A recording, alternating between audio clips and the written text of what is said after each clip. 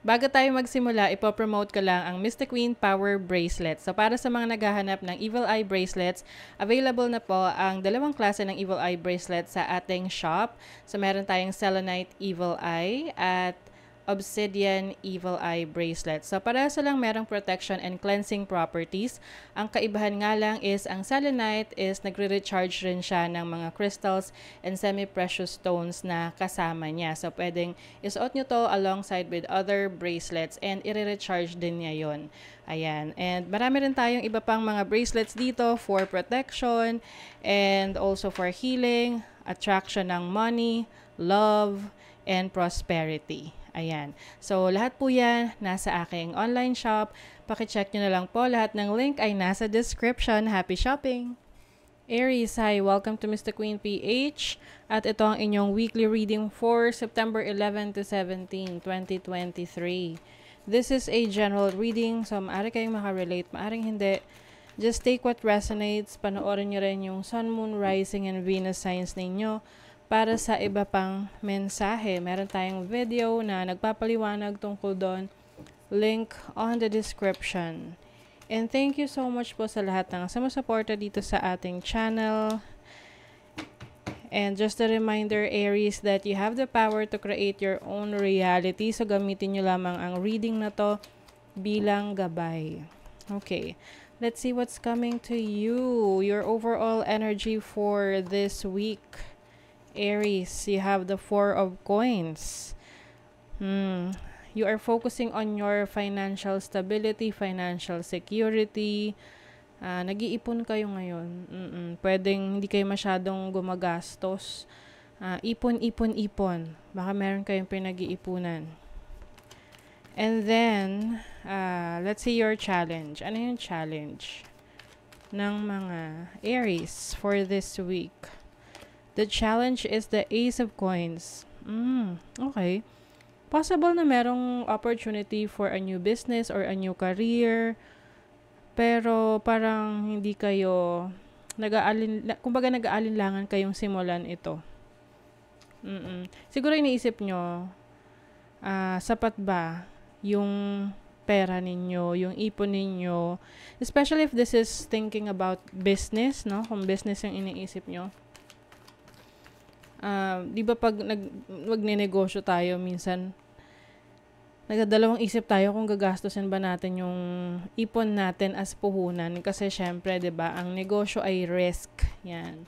So, yung iba, nagdadalawang isip, kaya hindi pa masyadong makapagsimula. No? Siguro pinag-iisipan nyo pa. So, your opportunity for this week. You have the High Priestess. You have the knowledge. Meron kang sapat na kaalaman sa kung ano mang gusto mong i-pursue sa buhay ngayon. And this is you connecting to your higher self, to your instinct, to your intuition. Paniniwala mo sa sarili mong kakayanan. You have the opportunity to tap into your intuition. Actually, alam mo na what's best. Siguro, nisip mo lang kung tama ba? Ito ba yung tamang timing? So, let's see your blessing. Ano yung blessing ng mga Aries? You have the Nine of Swords. As a blessing, parang marami kayong ideas ngayong week na to na posibleng kayo ay mapuyat, no? Marami kayong iniisip, marami kayong gustong pag-aralan. So, as a blessing, I think, kaya mo siyang i-handle, no? Kahit na marami kang iniisip. So, i-clarify natin, what is the Four of Coins? Nine of Coins. Alam mo, you have more than enough, no? Na resources para magawa or masimulan yung mga gusto mong gawin. Don't worry, okay? Kayang-kaya mo yan. Let's see the Ace of Coins. Judgment. Meron kang kailangang i-let go na fears, yung mga takot mo sa pagsisimula ng mga bagong ideas na gusto mong subukan. Let go mo na yan. Magtiwala ka at maniwala ka sa sarili mong kakayanan. What is the High Priestess? You have the Eight of Coins. You already know what to do kasi this is about mastery and doing the work. So, alam mo, kapag ginawa mo yung part mo, ginawa mo yung trabaho na to, yung effort na nire-require, alam mo sa sarili mo na magiging successful ka. What is the Nine of Swords? The Empress. Uy. The Empress is about abundance. So, as a blessing, itong pagod, puyat, lalo na yung pag-iisip mo, overthinking mo. Hindi not actually naman overthinking kasi para blessing to sa'yo eh. So, yes, marami kang iisipin, marami kang pag-aaralan, pero worth it siya. Kasi ikaw rin yung mag-harvest niyan, no? So, whatever this is, you focus on that dahil mabibigyan ka niya ng abundance. This is also about your yung kakayanan mo, yung talents and skills mo. Pwede ring meron kang dine-develop pa na abilities mo. Na magpa-prosper. Kumbaga, worth it yung panahon na ibibigay mo doon. You are also going to focus on your family. So, yung iba sa inyo, maaring katuwang nyo sa buhay ang inyong family. Yes, you're holding things together. Importante lang naman dyan na yung foundation mo very strong. So, ano ba yung foundation mo? Sa parang inspiration mo sa mga ginagawa mo. Family mo, knowledge, yung inspiration mo, yung iyong galing, yung mga talento mo, ganon. Synchronize. So, may alliance dito. You will be working with some people or anyone na mahal mo sa buhay na naniniwala sa kakayanan mo. May achievement dito o may success. You're really mastering something. Yung minamaster mo na yan, dyan ka mas magiging matagumpay. Kasi, kumbaga, since master mo na siya, you are expert on that and you can be the best that you can be in that field. Yes, you have the abilities, you have the resources that you need. You have what it takes to be successful, okay, in that field. So, kung ano man to, huwag ka nang magdalawang isip pa, magtiwala ka sa sarili mong kakayanan because you are going to be successful. So, let's see what else. For Aries. Patience. So, this is Jupiter in Virgo in the 6th house. Yes. Learning new things, paying attention to details, analyzing things.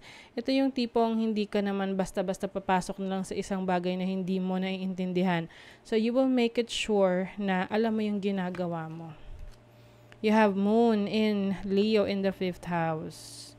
Moon in the 5th house, this is about nurturing your talents, nurturing your skills.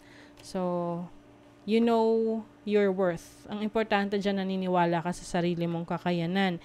And you have the vision. So, this is Sun in Pisces in the 12th house. This is about your dreams. So, I think, alam mo kung anong direction yung gusto mong tahakin for yourself, for your life. Okay? So, mag-focus ka lang doon because definitely you will reach that. Okay? Sabi nga, keep your eye on the prize. So, sa money, career, finances, ano pa ang message for Aries? Travel. O, meron kang opportunity to travel for work or for business. Yung iba, merong aatenan na training, convention, na mag-enhance ng skills nyo. O, diba? Yung sinasabi ko sa inyo na you will be mastering a skill or mas pagbubutihan nyo pa kung saang area of life kayo expert.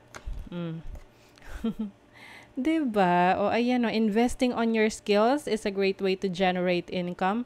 You can provide services using your expertise to build a stable business or income. So ayun na nga, yung income ninyo, manggagaling siya sa inyong skills, sa talents nyo.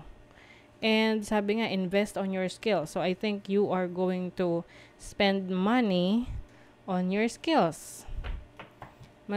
Siguro meron kayong bagong pag-aaralan na knowledge or skills para mas mapaunlad nyo ang inyong mga sarili.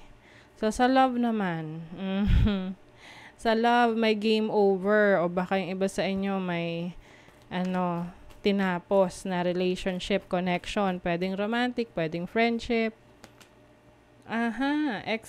Ex-lover. So, what I'm sensing here is pwedeng may bumalik pero tinapos nyo na talaga. May bumabalik na person from the past pero you feel like, tama na, it's done. You're done with it and you're moving on, you're moving forward. Okay? So, that is your reading, Aries. Kung nagustuhan nyo to, naka-resonate kayo, mag-comment kayo dyan, like, share, subscribe, para lagi kayong updated sa ating mga readings. Thank you so much, Aries. See you again.